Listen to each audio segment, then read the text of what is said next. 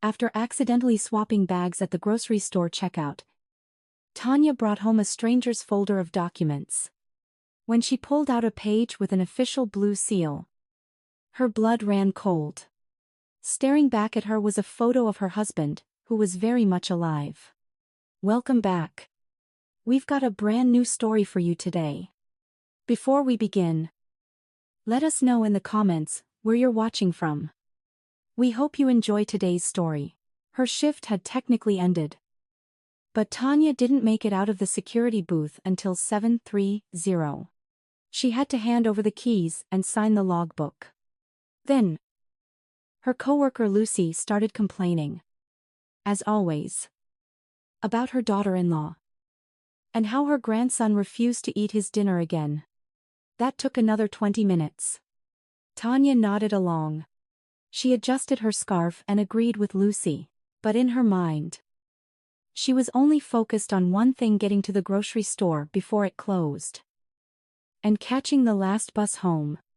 Outside, it was drizzling. It wasn't exactly rain.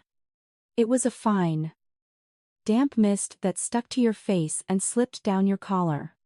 The streetlights near the booth were flickering, one on, one off.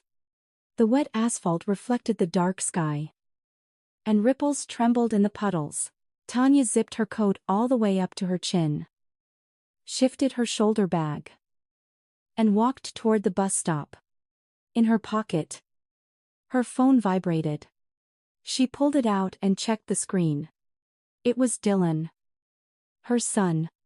He was calling for the second time that night. "I'm almost there, honey," Tanya answered.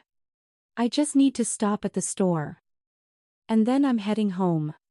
"When is dinner going to be ready?" "Soon." "Did you finish your homework?" She could hear the TV playing quietly in the background. Her husband, Mark, was probably watching his car restoration shows again. "Yeah, I did it," Dylan leet. Tanya instantly knew from his tone that he hadn't touched his homework. But she didn't have the energy to argue. "Mom, are you getting chicken?" "I want chicken." "All right, I'll get chicken." "Is your dad home?" "Yeah. He's just lying on the couch." "Tell him I'm on my way." "Okay." Dylan hung up. Tanya stared at the dark screen for a second before slipping the phone back into her pocket. "Chicken. Fine. Chicken it is." That morning, while putting on his shoes in the hallway, Mark had tossed a comment over his shoulder. She had been chewing on it all day. "Buy something decent for dinner. Not like yesterday." What was wrong with yesterday? He didn't explain. Tanya had made pot roast and mashed potatoes, just like she always did. He had eaten 2 full plates and hadn't said a word. Yet, somehow, by morning, her cooking had become indecent. The bus pulled up to the stop. The doors hissed open, letting a few people off. Tanya stepped on last and found a seat near the window. The inside of the bus smelled like damp jackets and the cheap pine air freshener hanging from the driver's mirror. The man sitting next to her wore a heavy work jacket. He was dozing off, his forehead resting against the glass. Tanya watched the headlights of oncoming cars. She realized she couldn't remember the last time she had come home and simply rested. There was always something. Always a chore. Chicken. Dinner. Not like yesterday. The grocery store was 4 stops away. It was located right next to the main transit center. Everyone passed through there. Night shift workers finishing their days. Commuters transferring to different routes. People leaving the crowded urgent care clinic nearby. And folks walking out of the police precinct across the street. Some walked out with relief. Others walked out carrying the weight of the world on their shoulders. Above the entrance, half the neon letters on the supermarket sign were burned out. Tanya knew the layout by heart. She knew where the milk was. She knew where the bread was. She knew that Mary The older cashier would always say hello, even if the checkout line stretched halfway down the aisle. Inside, it was loud and stuffy. People were crowding the aisles. Someone was arguing over exact change. Someone else was digging through a purse, looking for a card. A teenager holding a sandwich pushed through the crowd. Muttering. Excuse me. Excuse me. Trying to reach the exit. There were wet tracks on the floor from a spilled drink. A tired employee was pushing a mop between the displays. Grumbling under her breath, Tanya grabbed a handbasket and walked her usual route. A loaf of wheat bread and half a loaf of white. A gallon of milk from the back cooler. She checked the expiration date to make sure it would last a few days. Her usual brand of rice was on the bottom shelf. She grabbed a bag, automatically weighing it in her hand. Out of habit. The chicken was in the meat department. Tanya picked a smaller package of chicken thighs. Mark always complained that her cuts of meat were cheap, but whenever she bought something more expensive, he complained that she was wasting money. She stood in the checkout line for about 10 minutes. In front of her, an older man in a baseball cap was slowly counting out coins. He realized he was short $1 and started apologizing profusely. Don't worry about it, Mr. Mila? Mary, the cashier said kindly. Bring it next time. It's too wet outside for you to be worrying about $1. Get on home. The old man took his bread and yogurt and shuffled toward the exit. Tanya placed her items on the conveyor belt. Bread. Milk. Rice. Chicken. Mary scanned them without looking up. 24.86. Mary said. Tanya opened her wallet, pulled out a 20 and a 5, and dropped the change into her pocket. The groceries were packed into a flimsy white plastic bag. Tanya grabbed it and walked over to the bagging counter near the front windows. It was a standard, long counter covered in scratched plastic. Customers usually stopped there to organize their bags, put away their wallets, or throw away receipts. Right now, a few people were standing there. A guy in a track jacket was stuffing water bottles into a backpack. A woman in a headscarf was digging through her purse, probably looking for her bus pass. Tanya placed her bag near the edge of the counter by the window. Outside, it was dark, the yellow streetlights and the silhouettes of people walking by reflected in the glass. To her left stood a woman in a gray wool coat. Tanya noticed her out of the corner of her eye. She was middle-aged. Maybe 45. Maybe a little older. She wore no makeup. Her hair was pulled back into a messy, simple bun at the nape of her neck. She had dark circles under her eyes. It wasn't the kind of exhaustion that comes from a long day at work. It was the kind of heavy, deep exhaustion that builds up over months. The woman also had a white plastic grocery bag. It looked exactly like Tanya's, except the handles were crumpled, as if she had been squeezing them tightly in her fists. Sitting right on top of her groceries was a clear plastic folder. Sticking out from the top was a piece of paper bearing a blue official seal. The woman was visibly nervous. She kept checking her watch, a large, worn-out leather piece. She kept pressing her lips together. She repeatedly adjusted the plastic folder to make sure it didn't fall out of the bag. Ons. She let out a shaky sigh. And Tanya automatically glanced at her. Their eyes met for a split second. But they both quickly looked away. That's how it is in the city. People stand shoulder to shoulder, breathe the same air, and look at each other's groceries. But they never remember faces. Excuse me, a voice said behind Tanya. A young guy with headphones shoved his way up to the counter. He tossed a bag of instant ramen onto the plastic surface and started digging through his pockets. Tanya stepped to the side to give him room. Her grocery bag shifted and ended up pressed right against the bag belonging to the woman in the gray coat. Tanya pulled out her wallet to put her receipt away. She thought to herself. I need to buy dish soap too. We're almost out. But she didn't have the energy to walk all the way back down the aisles. She just wanted to go home. The receipt was long. She folded it in half. Then in half again. And zipped it into her wallet. She pulled her scarf a little tighter. It was warm inside the store. But she knew the cold wind outside would hit her the second the doors opened. The guy with the ramen walked away. The woman in the gray coat checked her watch one last time. Grabbed her bag. And headed for the exit. Tanya didn't notice. She was busy fixing her hat. Checking her pockets for her keys. And wondering if she should have bought a second gallon of milk. When she finally reached her hand down to the counter.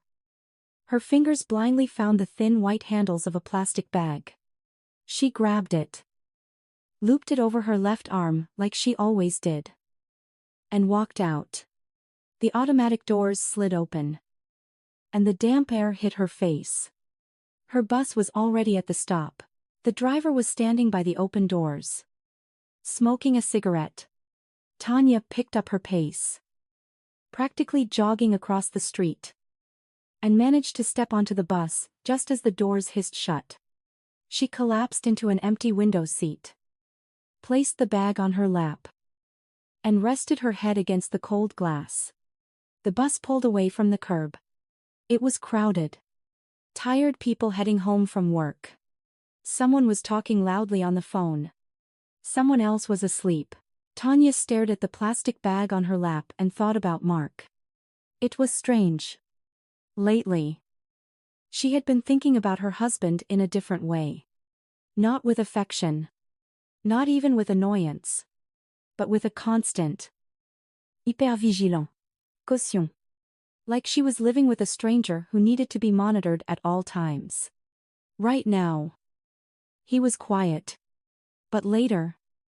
He would say something. And the entire night would go down the drain.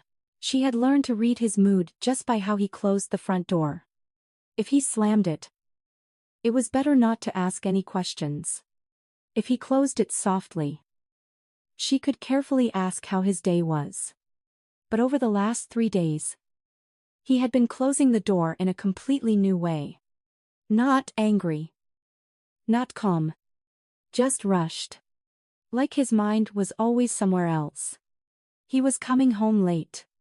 His answers were short. Work was busy. I'm tired. Don't start with me. Tanya. Ons. He even snapped. Can I get one single night in this house without you nagging me? She had only asked if he wanted dinner. The bus arrived at her stop. Tanya got off. Walked across the courtyard. And climbed the familiar stairs to the second floor. The hallway smelled like fried onions. She set the bag down. Dug out her keys. And unlocked the door. The lights were on. The sound of the TV echoed from the kitchen. Mark had finally switched from car shows to the evening news. Dylan was in his bedroom. His door was cracked open. And she could hear the faint sound of a video game. Tanya took off her coat. Hung it up. And slipped off her shoes. She bent down. Picked up the grocery bag. And carried it into the kitchen. You're late. Mark said without turning around. He was sitting at the kitchen table. A half-empty mug of coffee sat in front of him. There was a line. Tanya said. Right. That was all he said. Tanya placed the bag on the table. Right on top of the floral vinyl tablecloth. A yellowing light fixture hung from the ceiling above them. A dirty pot sat on the stove. Unwashed mugs and a plate with a stale crust of bread cluttered the sink. As usual. Mark hadn't cleaned up after himself. Did Dylan eat? Tanya asked. No. He was waiting for you. Of course. I said I was bringing chicken. Mark just shrugged. Tanya let out a quiet sigh so he wouldn't hear her. She walked over to the sink. turned on the faucet, and rinsed her hands. She dried them on a towel hanging from a hook. As she walked back to the table and untied the grocery bag, she still didn't suspect a thing. Her mind was running through the usual checklist: wash the chicken, cook it up, start the stove, get the rice boiling, slice the bread. And simultaneously, what should I say to Mark, so he doesn't start his not like yesterday speech? Maybe it was best to just stay completely silent. Lately, silence solved more problems than words. She reached her hand into the bag. Her fingers brushed against something unexpected. It wasn't the cold, firm plastic of a meat package. It wasn't a cold milk jug. It was something light and crisp. Tanya frowned and pulled it out. Under the kitchen light, she found herself holding a bruised red apple. She stood there for a second. Then, she reached in and pulled out another one. And another. Beneath the apples was a cheap box of generic tea bags. It wasn't her brand. Tanya only bought loose-leaf black tea in a green tin. This was a yellow box with faded lettering. "What is this?" she whispered to herself. Mark didn't hear her. He was scrolling through his phone. Tanya dumped the contents of the bag onto the table. Apples. Thea. A bundle of cheap white emergency candles tied with string. A bag of rice. But a completely different brand. And at the very bottom of the bag, a clear plastic folder. Sticking out of the top was the edge of a white piece of paper. Tanya stood frozen, staring at the stranger's groceries. For a few seconds, her mind was totally blank. And then, it hit her. The bagging counter by the window. The woman in the gray coat with the exact same white plastic bag. The crumpled handles. The folder sitting on top. She had grabbed the wrong bag. Oh my God. Tanya gasped. I swapped them. What? Mark finally looked up from his phone. I grabbed the wrong bag at the store. I took some stranger's groceries. Mark gave her a condescending smirk. Like a parent laughing at a foolish child. Wow. You're losing it. Tanya. Your little security job completely fried your brain. Tanya didn't answer. She stood there, staring at the apples, the candles, and the wrong rice. Her thoughts started racing. Right now, somewhere in the city, that woman in the gray coat had gotten home, opened her bag, and found raw chicken. Where was her bread? Where was her milk? And what about the folder? What was inside the folder? Tanya's heart suddenly picked up speed. It wasn't beating hard. Just completely out of rhythm. She didn't even understand why she was panicking. So, what? She swapped bags. It happens. Tomorrow. She could go back to the store and ask Mary if anyone had turned it in. Or she could just take the apples and tea back and hope the woman did the same. But the folder. The folder bothered Tanya more than anything. It looked so official. It was thick. Clear plastic with reinforced corners. That's the kind of folder you take to a government office. A lawyer. Or a clinic. Tanya had one just like it. She kept Dylan's birth certificate, their lease, and their social security cards inside it. Folders like that aren't things you just lose. If that woman didn't get it back, she could be in serious trouble. I have to return this, Tanya said out loud. There are documents in here. Mark raised an eyebrow. What documents? I don't know. They're in the folder. Don't go digging through some stranger's paperwork. Tanya. I'm not digging. Tanya stopped herself. Mark had already gone back to his phone. He couldn't care less. She reached for the folder. She only wanted to grab it and set it aside so she could figure out how to find the owner. Maybe there was a name or a phone number written on the envelope. She pulled it from the bottom of the bag and held it up to the overhead light. The clear plastic was slightly fogged up on the inside from the damp groceries. Through the condensation, she could see a white sheet of paper with bold text at the top. And in that moment, whether she squeezed it too hard or because it wasn't closed properly, the paper slipped. It slid out of the plastic sleeve and landed flat on the floral tablecloth. It wasn't just one page. It was a small stack of papers, spilling out right next to the bruised apples. On the very top page, there was a crisp blue official seal from the local police department. Tanya wanted to just shove the papers back into the folder without reading them, but her eyes moved on their own. They locked onto a name. First one, then another. She slowly picked up the paper. Rose Paula Henderson is hereby summoned to the Detective Bureau to provide additional statements regarding the formal complaint she filed concerning the disappearance of Mark Richard Newman. Missing from his residence for 3 days. Tanya read the sentence again. And then a third time. Mark Richard Newman.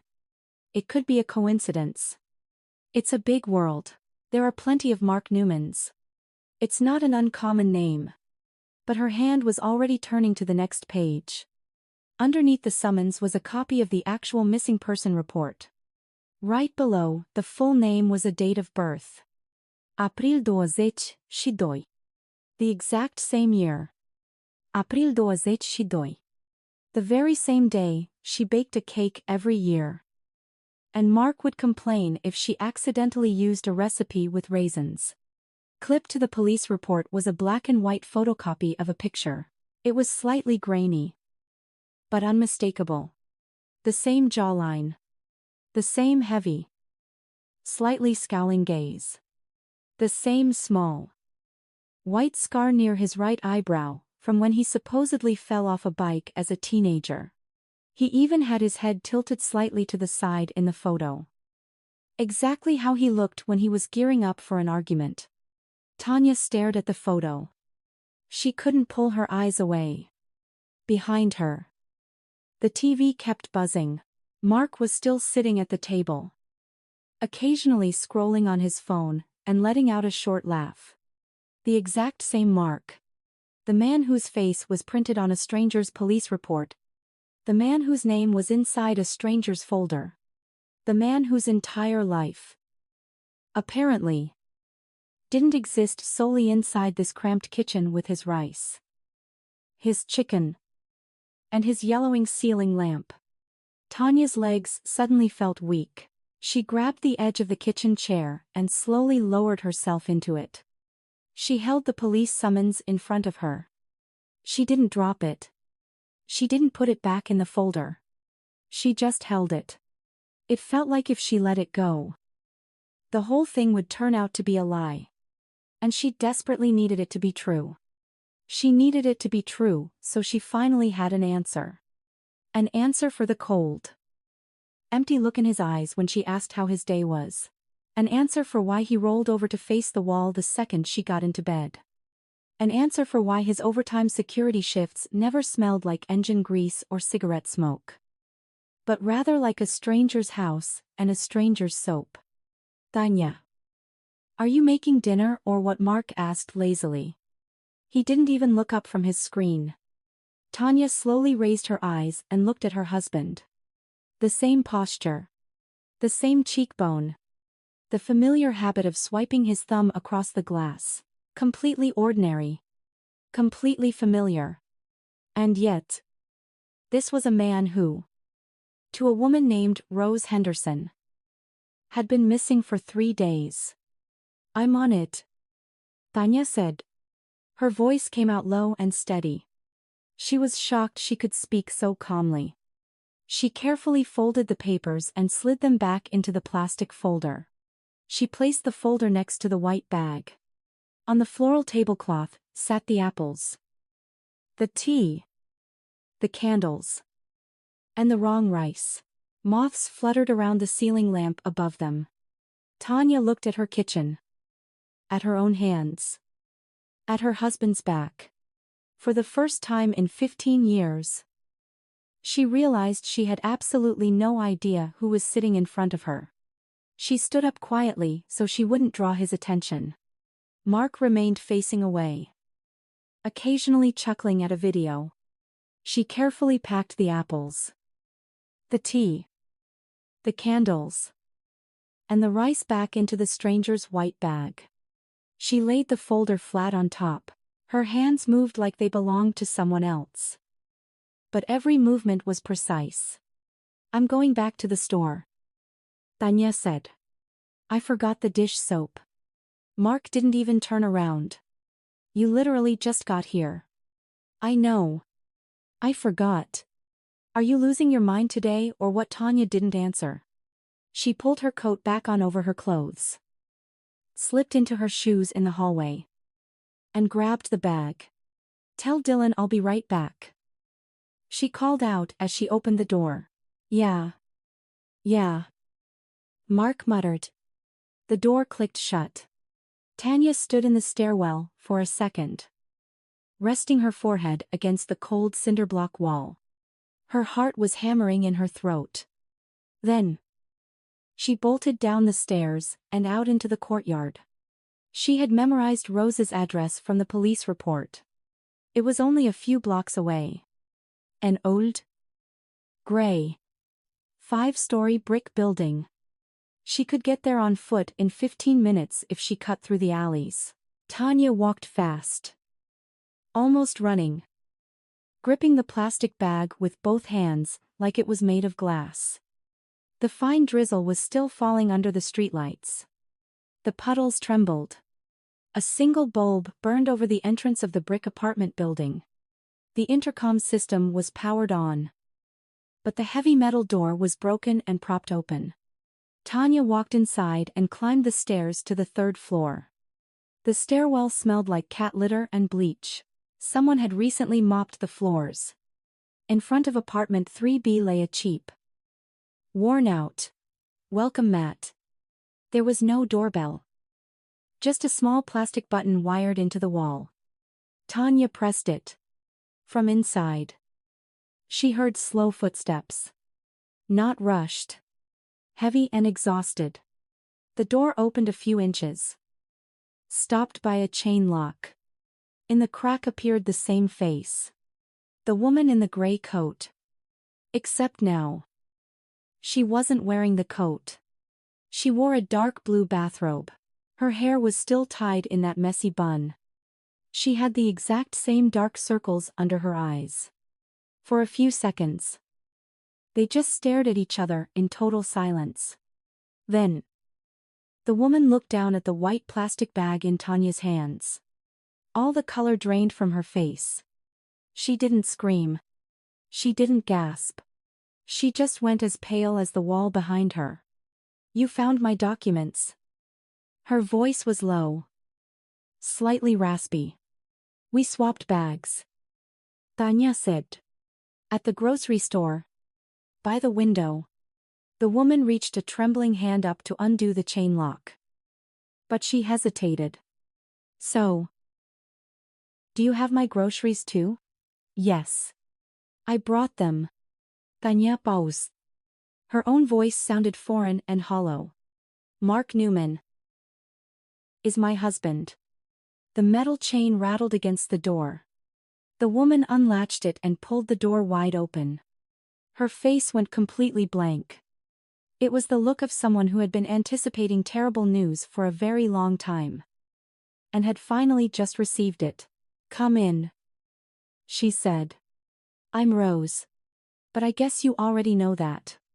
Tanya stepped across the threshold. The hallway smelled heavily of valerian root, that distinct, sweet, earthy pharmacy smell. It was a narrow hall with faded floral wallpaper.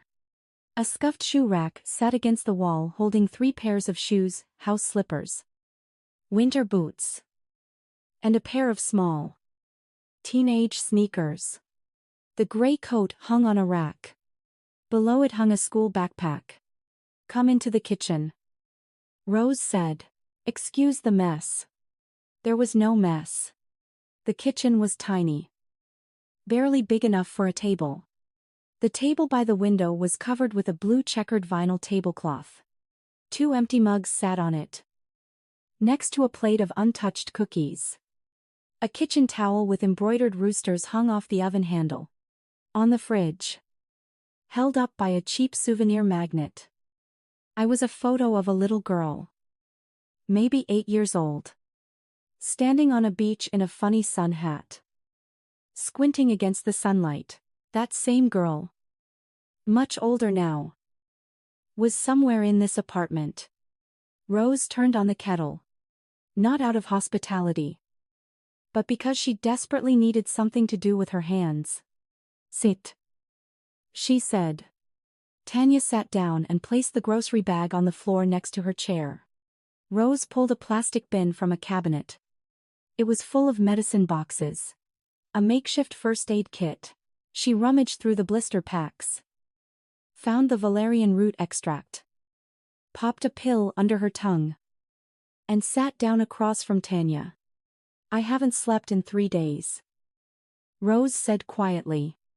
I thought I was going to find him in a hospital somewhere. Oh, à morgue. He's sitting on my couch, Tanya said. Rose closed her eyes. She didn't cry. She just squeezed them shut like the kitchen light was blinding her. Tell me, Tanya pleaded. Please. I need to understand. Rose let out a long breath. She didn't speak right away. She sat in silence, adjusting the sugar bowl, smoothing out a wrinkle in the tablecloth. You could tell she had replayed the story in her head 1,000 times. But she had never actually spoken it out loud. It was about 6 months ago. Rose began. Late spring. I was walking home from the farmer's market with 2 heavy bags. I bought potatoes, some other things. Lily was homesick, so I was rushing. At the bus stop, one of the bags ripped. I was standing there, potatoes rolling all over the sidewalk, trying to scoop them up. And then he walked over. He said, "Let me help you." He picked up the potatoes, gave me his canvas bag to carry my stuff, and walked me all the way to my front door. She paused. I didn't even ask his name that day. I just said thank you. Then, the next week, I saw him again. He was standing near the same market. He smiled and said, "Didn't drop anything today." Huh. That's how we met. And how did he introduce himself? Tanya asked. Mark. He told me right away that he had been divorced for years. Said he had a grown son he rarely saw.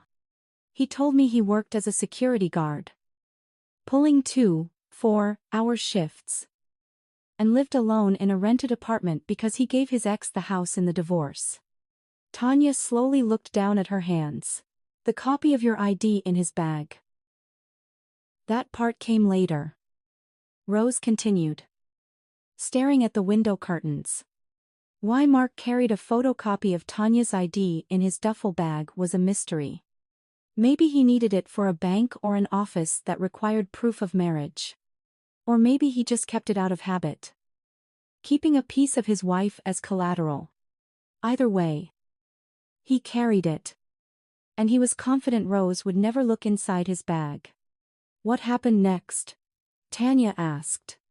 He started coming around. At first, he just helped with little things. The kitchen sink was leaking. He fixed it. He changed a light bulb. Once, he showed up with a huge bag of groceries. I told him he didn't have to do that. He said, "It's hard raising a kid by yourself." And it was hard. I had just been laid off from the factory. I was surviving on practically nothing, desperately looking for work. Lily is a smart kid. She understands everything. She never asked for a thing. And he acted like he saw us struggling. And he stepped up to take care of us. Money? Tanya asked quietly. Rose paused. Not at first. First it was just groceries. Little things. Then, about 2 months later, he told me he wanted to buy a used car from a buddy so he could start driving for Uber. He said, "If this works out, I'm taking you and Lily out of this dump. We'll rent a bigger place and move in together." He asked for $5,000. Tanya stopped breathing. I gave him a little at first. Then more. I had these heavy gold earrings that belonged to my mother. I pawned them and gave him the cash. Tanya sat perfectly still. Simple math raced through her head. $5,000. Plus the mother's earrings. Tanya had a pair of gold earrings from her own mother. 2. They had mysteriously disappeared from her jewelry box 2 years ago. Mark had told her. "You probably misplaced them. Tanya.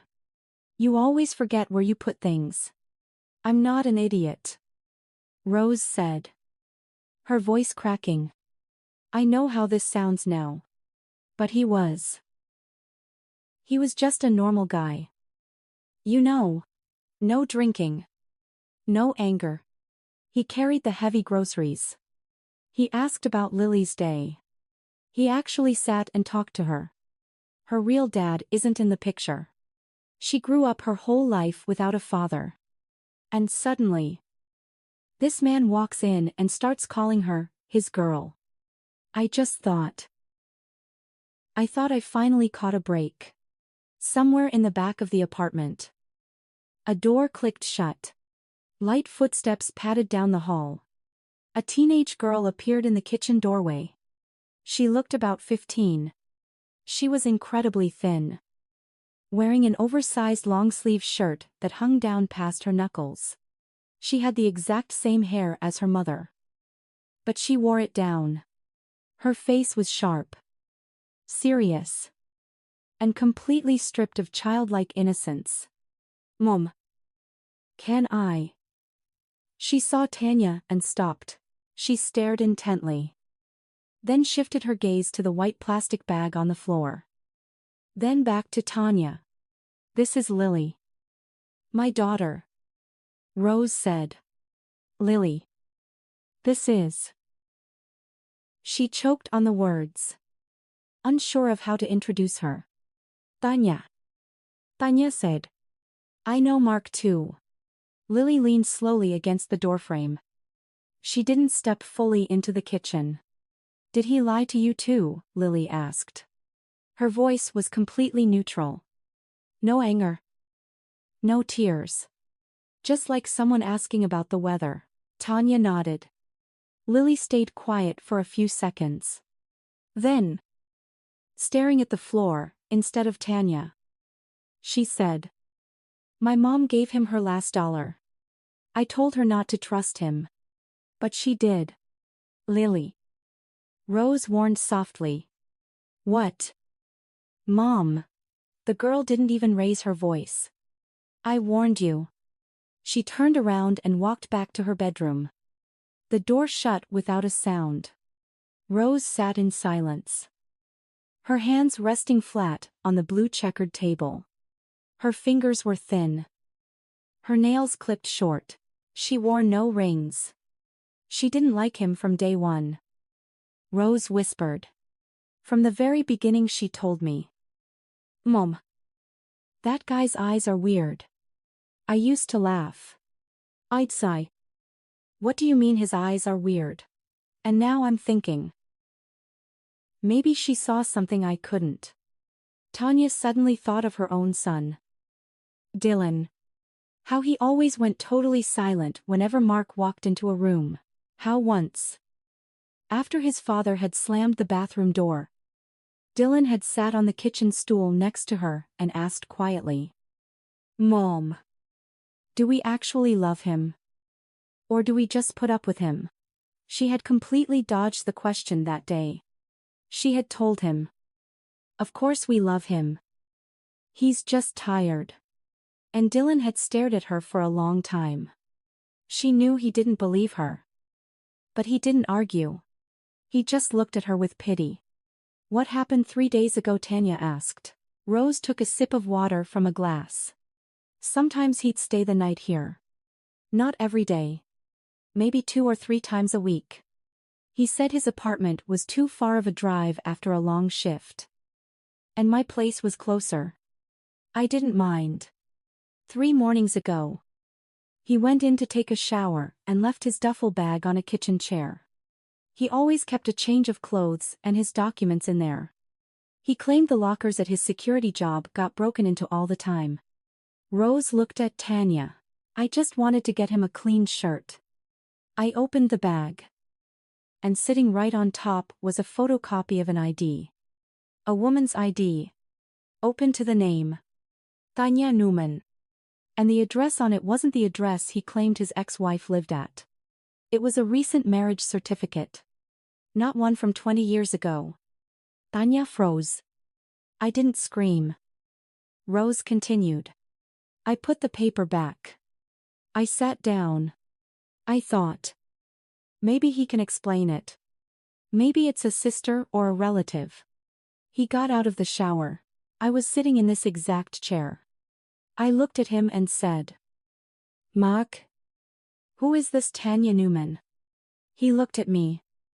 And I instantly knew. Not because of what he said. I knew because of how his face changed. It was like his mask slipped off for 1 second. He snapped.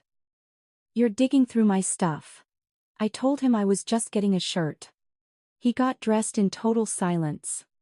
He grabbed his bag. As he was walking out the door, he turned around and said, You shouldn't stick your nose where it doesn't belong. And he left. That same night. His phone was disconnected. Rose went quiet. Then she added. I've been sitting in this apartment for 3 days. I kept thinking. Okay. He lied about some things. But where did he go? Maybe he got hit by a car. Maybe he had a heart attack. Lily kept telling me. Mom. He's alive. Stop making excuses for him. But I couldn't believe it. I went to the police precinct. I filed a missing person report. I thought they would find him. She looked Tanya dead in the eye. And apparently. He just went home. To your house. A suffocating silence fell over the kitchen. The kettle had gone cold a long time ago. Neither of them touched it. Upstairs. A neighbor was dragging furniture across the floor. A dull thud echoed through the ceiling. Outside. A bus rumbled past. Its brakes squealing, near the transit center. Tanya sat there. Staring at the blue checkered tablecloth. The box of herbal anxiety pills. And the photo of the little girl on the beach. She didn't feel anger. She didn't feel like crying. She just felt an incredibly strange, heavy sense of peace. Like she was finally seeing the entire puzzle. Instead of just the scrambled pieces. I believed him. Rose whispered. I am so sorry. I swear to God. I had no idea you existed. I know. Tanya said. I know you didn't. She stood up and walked over to the window. The drizzle was still falling. The streetlight by the building's entrance flickered. Near the dumpsters. A stray cat was meowing. It was an incredibly ordinary night. The most ordinary night in the world. Rose. Tanya said without turning around. I don't know exactly what I'm going to do with all of this yet. But I know one thing for sure. I am not walking out of here and pretending nothing happened. What are you going to do? Rose asked. Tanya didn't answer. Because she honestly didn't know yet. But for the first time in a very long time. The voice inside her head wasn't saying. Just put up with it. Or. Just stay quiet. There was a different word now. A word that felt as solid and heavy as a rock in her fist. Enough. Tanya left Rose's apartment just before 1000 p.m. They agreed to call each other in the morning and exchanged numbers. Rose wrote Tanya's number down in a beat-up little notepad. At first, Tanya didn't understand why she didn't just put it in her phone. Then she realized Rose's phone was an ancient flip phone. She clearly couldn't afford a smartphone. Standing in the stairwell, Tanya pulled her cell phone from her purse and called Zoe. Zoe was her best friend from middle school. The only person on earth Tanya could call at any hour of the night without apologizing. They had known each other for 30 years. Zoe was divorced. Had no kids. Worked as a claims adjuster for an insurance company. And lived alone in a 2-bedroom apartment. Zoo! Tanya said the second the call connected. Can you come meet me? Where are you? Near the transit center. I'll text you the address. What happened? Are you okay? I can't explain it over the phone. Just come. Zoe paused for exactly 1 second. I'll be there in 30 minutes. Do not move. Tanya stood under the awning of the apartment building. The rain had mostly stopped, but the air was thick and damp. She pulled her hood up and leaned against the brick wall. A man walking a dog came around the corner. He nodded at her like she was a neighbor. Tanya nodded back. It was surreal to think that Rose lived in this building. That Lily was sitting in a 3rd-floor bedroom right now. That this entire hidden world had absolutely nothing to do with Tanya until tonight. And now, they were tied together forever. Sue pulled up in an Uber. She hopped out, thanked the driver, and turned to Tanya. Sue was short, tough, and wore a leather jacket and jeans. Her hair was chopped into a sharp bob. She had been fiercely decisive since they were kids. All right. Spill it. Zoe said. Tanya told her everything. She gave her the short version. Without crying. The tears, for some reason, still hadn't come.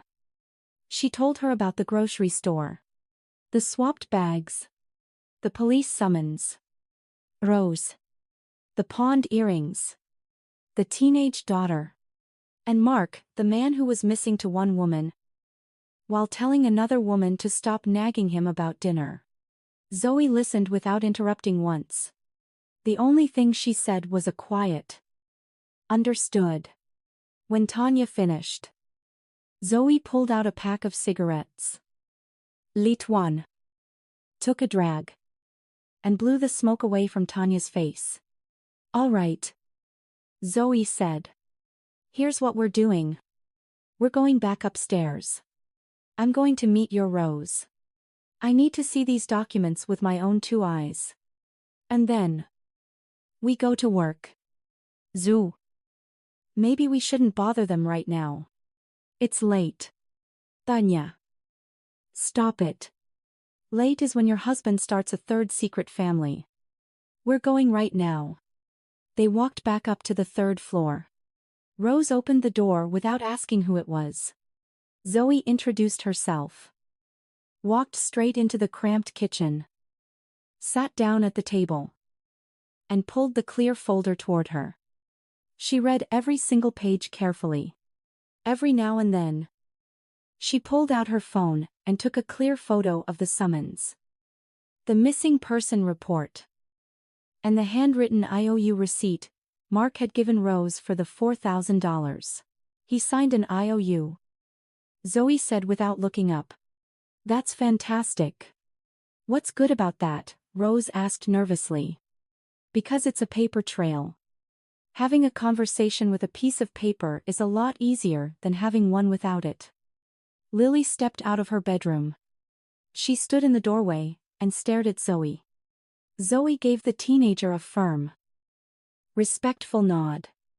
Lily went back into her room, but left the door wide open. She was listening. Zoe sat up straight and rubbed her nose. All right. Ladies. The game plan is simple. Right now. Before it gets any later. We are going to the police precinct. Rose. You are going to update your missing person report to state that the subject has been located. But the circumstances involve financial fraud. Tanya, you are going to give a formal statement that Mark Newman is your legal husband and that he has been residing at your address. We need this documented on official police letterhead with a timestamp. Tonight. So he can't try to spin a story tomorrow, saying you two women conspired against him. Rose looked terrified. Tonight, are they even open? Detectives work 24/7. Bring the IOU. If you have text messages on that flip phone about the money, bring those too. I have texts. Rose whispered. I texted him the day I pawned the earrings so I'd have a record of it. Smart girl. Zoe said with genuine respect. Grab your coat. Tanya remained silent. She felt as if her life were suddenly moving at warp speed without her having to steer. These sharp, decisive women were taking control of the wheel. And she was just riding in the passenger seat. But it wasn't a scary feeling. Actually, for the first time in years, someone wasn't demanding that she fix everything. Someone was just saying, here is step 1. Let's go. Before leaving, Rose called out to her daughter. Lily. I'll be back soon. Do not open the door for anyone. Lily nodded. As Rose reached for the doorknob, Lily suddenly walked up and hugged her mom. It was a fast, awkward hug. The way teenagers hug. Then she stepped back and looked at the floor. Rose squeezed her daughter's shoulder and walked out. They took an Uber to the precinct. Nobody spoke in the car. It turned out to be the exact same police station across the street from the grocery store. The same building Tanya walked past every single evening without a second thought. Inside, the station was completely mundane. Yellow walls, a long linoleum hallway, and rows of hard plastic chairs bolted to the floor. A bored desk sergeant was flipping through a binder behind bulletproof glass. Zoe stepped up to the glass first. She spoke calmly and clearly. Ms. Henderson is here to update an active missing person report, as the subject has been located. And Mrs. Newman is here to provide an official witness statement regarding the subject's identity and whereabouts. The sergeant looked at the two women standing behind Zoe. He didn't say a word. He just nodded and typed their names into his computer. 20 minutes later, a plainclothes detective walked out to the lobby. He looked to be in his mid-30s. Wearing a sweater, under a blazer. Henderson Newman. Follow me. He led them to a small interview room that was definitely not designed for 3 guests. He introduced himself as Detective Scott Anderson. He opened his laptop, pulled up Rose's case file, and verified her name. All right, Detective Anderson said. Rose Paula Henderson. You filed a missing person report for Mark Richard Newman. What are we updating tonight? Rose's explanation was a bit scattered at first. But whenever she stumbled, Zoe gently prompted her to stay on track. Rose pulled herself together. She told the detective about finding Tanya's ID in the duffel bag, the confrontation at the door, the turned-off cell phone, and finally, discovering tonight that the man she thought was dead or missing was actually married and living a few blocks away. Detective Anderson typed quickly. He asked clarifying questions. How much were the gold earrings worth? What date is the IOU signed? Was the $4,000 given in cash or bank transfer? Then, he turned his attention to Tanya. And you are the legal wife of Mark Richard Newman? Yes. Married since what year? Since 2008. Tanya said softly. Detective Anderson didn't rush her. He didn't interrupt. He typed steadily. He officially recorded that on the dates listed in the missing person report, Mark Newman was returning to his legal residence. That his overnight absences were justified to his wife as security shifts. That Tanya had zero knowledge of his relationship with Rose Henderson, and that the subject had actively maintained a double life. When it was time to sign her statement, Tanya's hand shook slightly. Not out of fear, but out of pure exhaustion. She signed her name and thought. It's real now. It's not just a crazy suspicion in my head. It's a signed, stamped legal document. Detective Anderson explained the next steps calmly. Because of the financial fraud allegations, the case would be transferred to the fraud division. Rose would need to come back in to file a separate criminal complaint for the stolen money. The missing person case would be officially closed tonight. Gather all your receipts, tests, and bank records, he told Rose. This is going to be a long process. It won't be solved in a week. We're ready. Zoe answered for both of them. When they walked out of the precinct, it was well past midnight. Tanya took a deep breath of the cold night air and pulled her scarf tight. Zoe looked at her. All right. Let's go. Where to your house? Your husband is definitely not asleep. He's sitting on that couch, freaking out. We need to go right now. And I'm coming with you. Okay. They put Rose in an Uber and sent her back to Lily. They promised to call each other first thing in the morning. Then, Zoe and Tanya caught a ride to Tanya's apartment. Standing outside her front door, Zoe lowered her voice. Tanya, listen to me. If he starts yelling, do not defend yourself.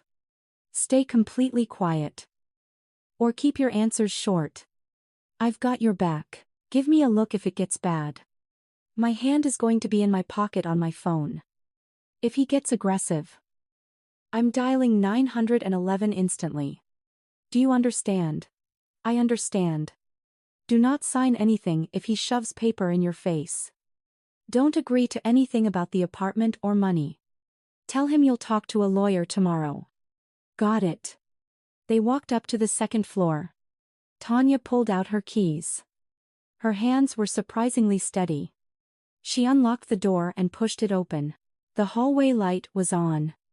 The smell of fried potatoes wafted from the kitchen. Mark had finally gotten hungry enough to cook for himself. Normally, he would just sit there and complain until someone put a plate in front of him. Zoe stepped inside right behind Tanya and quietly took off her shoes. Mark was sitting at the kitchen table, eating straight out of the frying pan. A half-empty bottle of beer sat next to him. He looked up, saw Tanya, saw Zoe, and then looked at the white plastic grocery bag in Tanya's hand. Where the hell have you been? He demanded. His tone was irritated, but not explosive yet. I had to put Dylan to bed by myself. It's past midnight. Tanya didn't say a word. She walked straight to the table, set the grocery bag on the floor, pulled out the clear plastic folder, and dropped it right next to his frying pan. Mark froze. He stared at the folder. He looked at his wife's face. He looked at Zoe leaning against the doorframe. What is this? He asked slowly. Read it, Tanya said. Mark picked up the top sheet of paper. He stared at it. For a split second, his face went completely blank. It was the exact same mask-slipping expression Rose had described. Then, he forced a smirk. What is this garbage? Who is Rose Henderson? The woman who reported you missing to the police. Tanya said. I just came from her apartment. Mark very carefully placed his fork on the edge of the frying pan.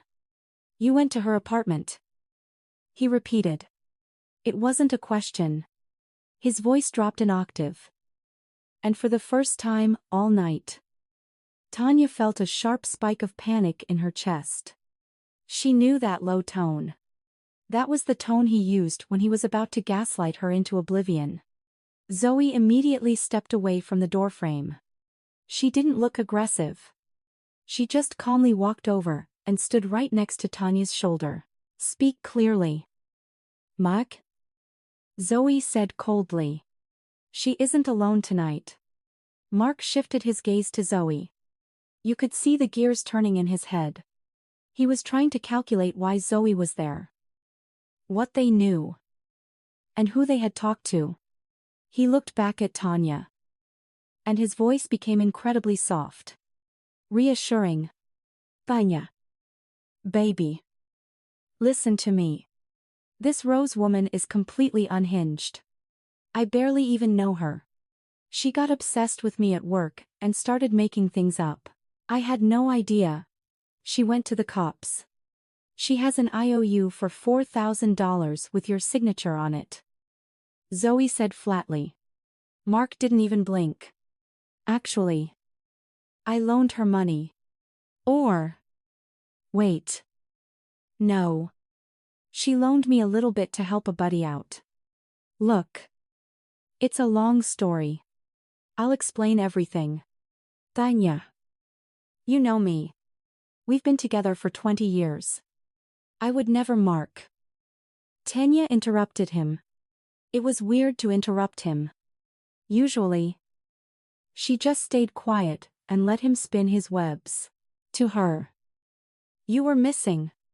To me. You were an exhausted husband, working double shifts. And to everyone else. You were a stand-up guy. How convenient for you.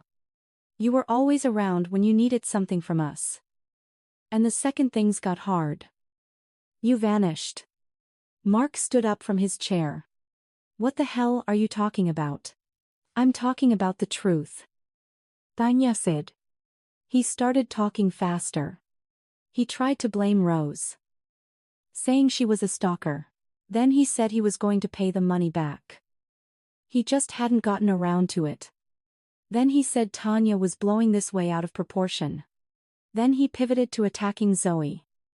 Claiming she was a bitter, divorced woman trying to ruin their marriage because she was jealous. The words came out of his mouth like machine gun fire. He didn't leave a single second of dead air for Tanya to jump in. In the past, this tactic worked perfectly. After 10 minutes of his rapid-fire manipulation, Tanya would forget what they were even arguing about. And somehow, it would end up being her fault. But tonight, Tanya only had one image in her head. Rose sitting in her tiny kitchen. Thin fingers with no rings. Taking herbal anxiety pills because she thought the man she loved was dead in a ditch. It's not going to work. Mark. Zoe said like ice.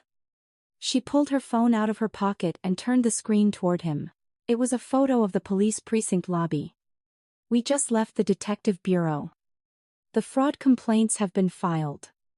Official statements are signed and stamped. From this second forward. You don't talk to her. You talk to a lawyer. Mark stared at the phone. Then he looked at Zoe. Then he looked at Tanya. And Tanya finally saw it clearly. He was terrified. Not for her. Not for his family. He was terrified for himself. Tanya. Mark said. His voice suddenly desperate. Let's wake Dylan up. Let him decide. We're a family. Do not bring Dylan into this. Tanya said. Her voice shaking with rage. You are sleeping on the couch tonight. I'm packing my bags. What bags? Yours and Dylan's. Are you insane? It's the middle of the night. Zoe has an Uber waiting outside. Tanya said. Zoe nodded. Tanya walked down the hall to Dylan's bedroom. He was sleeping on his side. His knees pulled up to his chest. She gently touched his shoulder. Dylan opened his eyes. He wasn't startled. He just looked at her calmly. Get dressed. Sweetie. Tanya whispered. We're going to stay at Aunt Zoe's house for a little while. Dylan didn't ask a single question. He just sat up. Felt around the floor for his sneakers. And started putting them on. And the fact that he wasn't surprised broke Tanya's heart more than anything else. He had been waiting for this. It wasn't a shock to him at all. 40 minutes later. They walked out of the apartment. Mark stood in the hallway. leaning against the wall, watching them in silence. As Tanya grabbed her suitcase and reached for the door, he finally spoke. Tanya.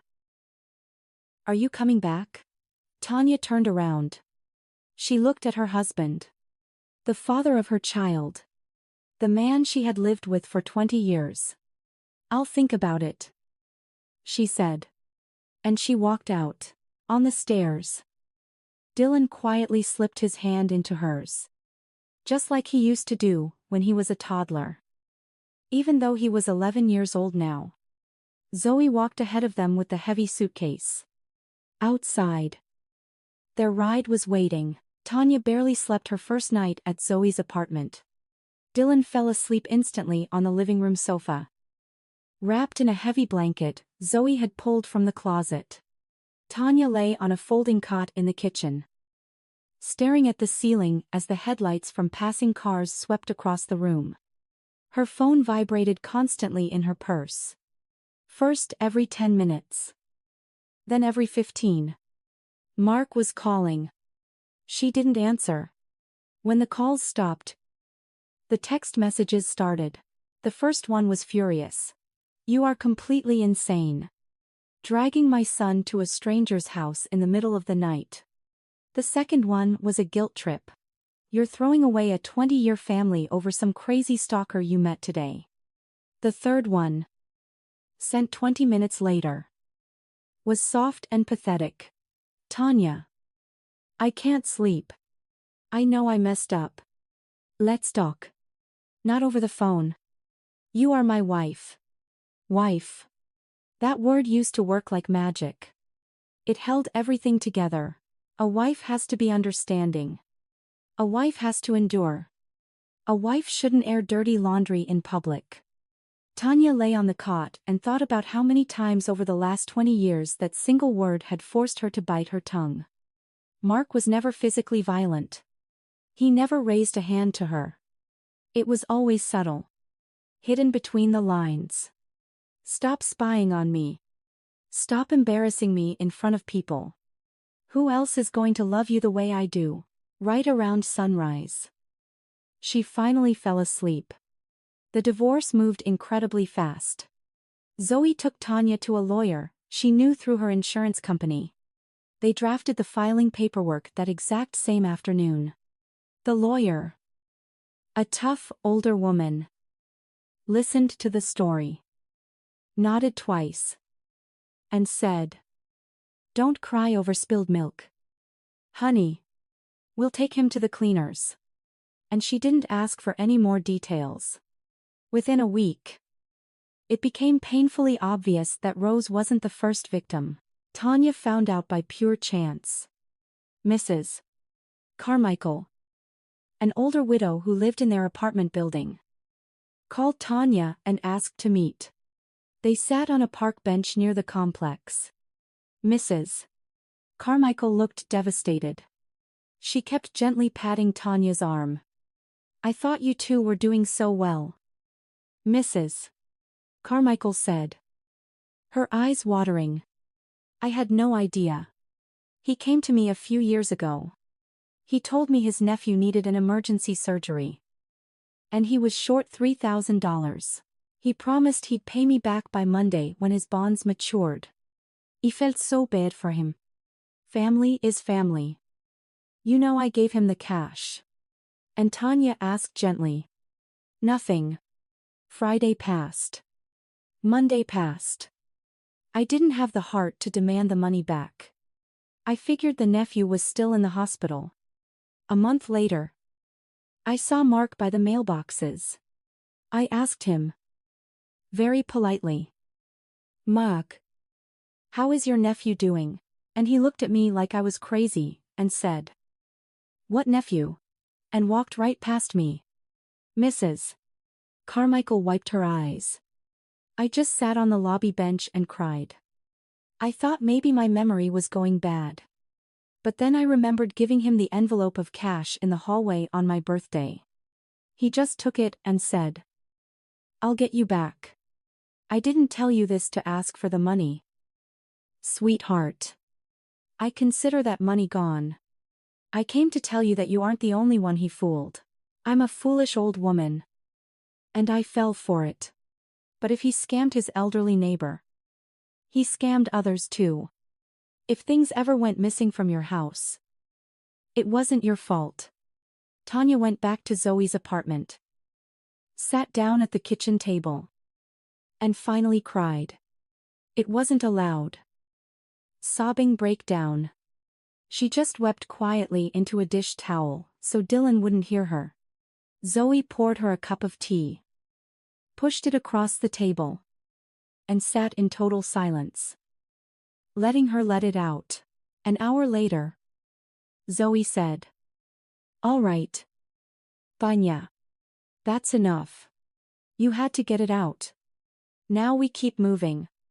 A few weeks later, another woman surfaced. She lived 2 towns over, in an area where Mark used to drive for his security company. She was younger than Rose, maybe 30.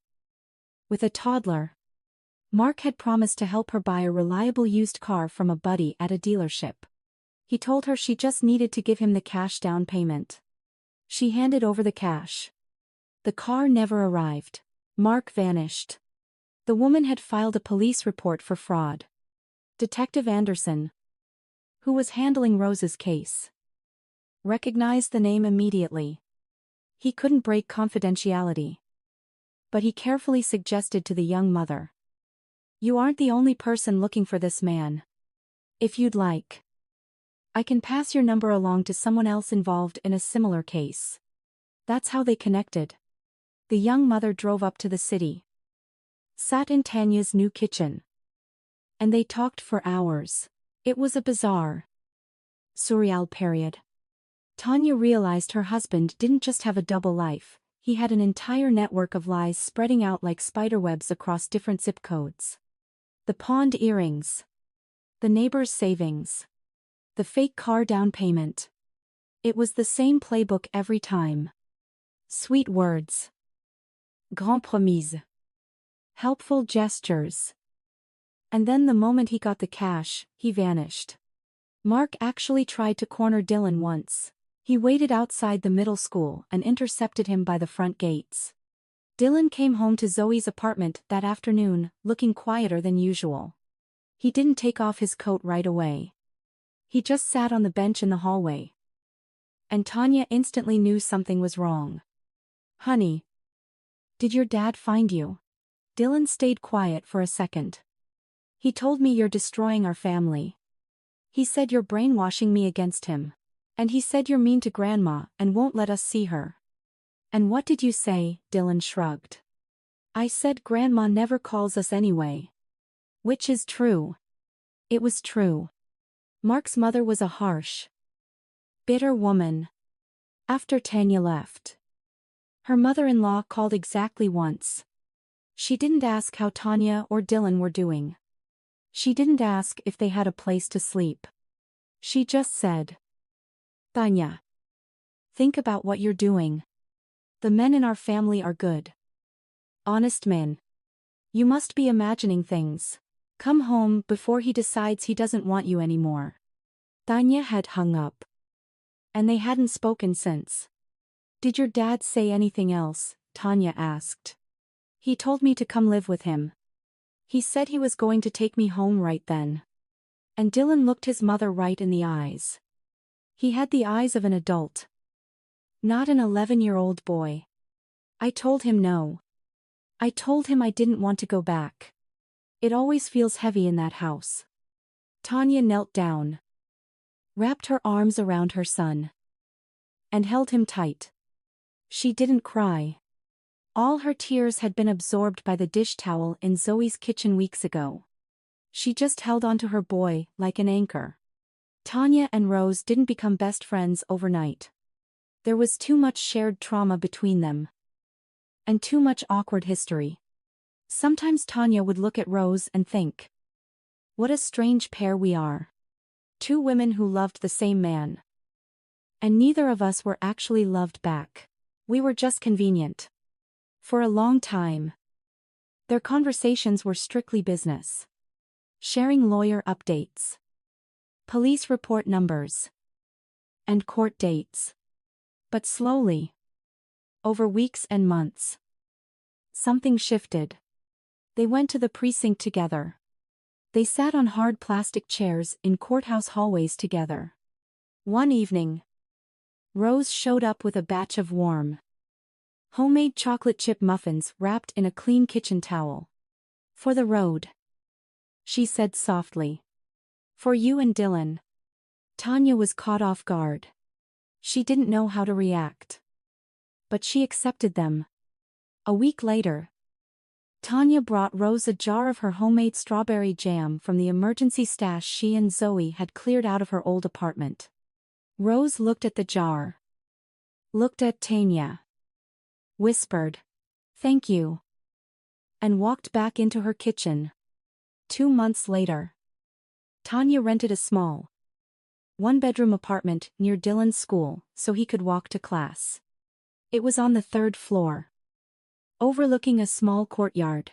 The kitchen was tiny, almost the exact same size as Rose's. Tanya's salary wasn't huge. Money was incredibly tight. But they managed. Mark paid a meager amount of child support, mostly because the court aggressively garnished his wages, but it helped. The nights were always the hardest.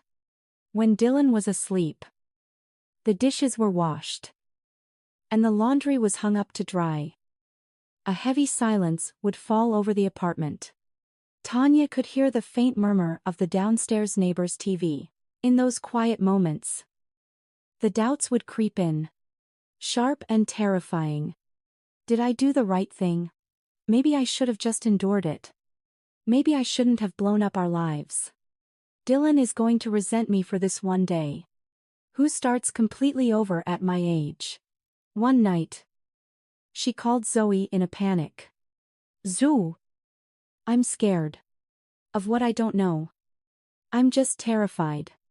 Zoo was quiet for a moment. Then she said, "Tanya, that's a normal fear. That's the fear of starting from scratch. It exists. But it's a completely different kind of fear. Think about it. A year ago, you were terrified to open your mouth in your own house. Now, you're terrified that you might not be strong enough to build a new one. That's an adult fear. You can live with that kind of fear." Tanya held on to that phrase. Adult fear. You don't have to punish yourself for feeling it. You can sleep with that fear beside you. Mark was hauled into court several times for the fraud charges involving Rose, Mrs. Carmichael, and the young mother. The divorce was finalized 4 months later. Mark showed up to the hearing wearing a crisp, clean dress shirt. He sat up straight and gave the judge a heartfelt speech about how he was a dedicated family man willing to do whatever it took to save his marriage. The judge listened, looked down at Tanya, and asked, "Does the petitioner wish to proceed with the dissolution of marriage?" "Yes," Tanya said. It was one short, simple word. She rode the bus home that afternoon, repeating it in her head over and over again. Yes. Yes. Yes. Almost exactly 1 year later. It was an equally rainy autumn evening. The sidewalks were just as damp, and the sun went down just as early. On a Friday after work, Tanya walked into the same supermarket near the transit center. She rarely shopped there anymore. It was out of her way now. But her local neighborhood grocer was closed for renovations. And she desperately needed bread and apples for Dylan's lunches. She walked inside and grabbed a handbasket. Everything was exactly the same. The yellow overhead lights, the flickering neon sign. Mary was still working the register. When Mary saw Tanya, she raised her eyebrows in pleasant surprise and gave her a friendly nod. Nothing more. People in this city didn't ask unnecessary questions. Tanya gathered her groceries without rushing. Bread, milk, 2 apples, and a tub of cottage cheese. She paid. walked over to the long bagging counter by the window, and set her plastic bag down. Outside, rain streaked down the glass. The headlights of passing cars smeared across the wet asphalt. People huddled under the bus shelter across the street. Tanya stared down at the scratched plastic counter. The exact spot near the window where she had placed her bag down next to the woman in the gray coat. The memory hit her like a physical force. Standing right here. Grabbing the wrong bag by mistake. Riding the bus home without a clue that she was carrying her actual salvation in her hands, a folder full of a stranger's nightmare. At the time, she thought it was the worst mistake of her life. Bringing a police report into her kitchen that proved her living husband was a dead man to someone else. A painful truth she never asked for. But now, a year later, she saw it differently. Sometimes, a mistake isn't a disaster. Sometimes, a mistake is the only door out of a burning building. Because you never would have had the courage to walk through the front door yourself. That night, she hadn't been looking for the truth. She had just been going home to make chicken and endure another miserable evening. That flimsy plastic grocery bag had reached out and grabbed her by the collar, dragging her out of the dark. Tanya carefully checked the handles of her bag. They were sturdy. She adjusted the bread so it wouldn't get crushed. This time, she shoved the long receipt into her coat pocket instead of her wallet, and walked out the automatic doors. Dylan was waiting for her under the store awning. He had grown so much in a year. He was almost up to her shoulder now. He was wearing a beanie, his backpack, and a winter jacket that was already getting a little too short in the sleeves. "Mom." He smiled. "You took forever." "Was there a line?" "There was a line," Tanya said. Dylan smiled the easy, relaxed smile of a kid who felt safe. "Let's go." Tanya looked at her son. She looked at the glow of the streetlights. She looked up at the yellow windows of the 5-story brick building down the block. Somewhere up there, on the 3rd floor, lived Rose, whom Tanya and Dylan still visited for coffee on Sundays. And Lily, who was now a freshman in a nursing program. She looked at the bus shelter where the city buses turned around at the end of their routes. She looked at the police precinct across the street. It was just a boring gray building. It wasn't scary anymore. Because Tanya knew exactly what was inside. Just ordinary people sitting at desks. And she knew that a piece of paper with an official blue seal wasn't something to be terrified of. It was just a piece of paper. "Yeah," Tanya said softly. "Let's go." They walked into the rain. Dylan grabbed the grocery bag from her and carried it himself. He was getting big. He wanted to help. Tanya adjusted her scarf, accidentally stepped straight into a puddle, and laughed out loud at her own clumsiness. Dylan laughed with her. Their home was different now. It was small. It was cramped. The kitchen was barely big enough for a table. And there were no cold mugs of coffee left abandoned in the sink. But in this home, nobody vanished when things got hard. Nobody disappeared to hide from the truth. And Tanya, she knew this with absolute certainty now, would never be afraid to open her eyes and look at the truth ever again. Thank you for listening to this story. Let us know in the comments what you thought. If you enjoyed it, please subscribe and leave a like. It's a simple gesture for you, but it makes all the difference for us.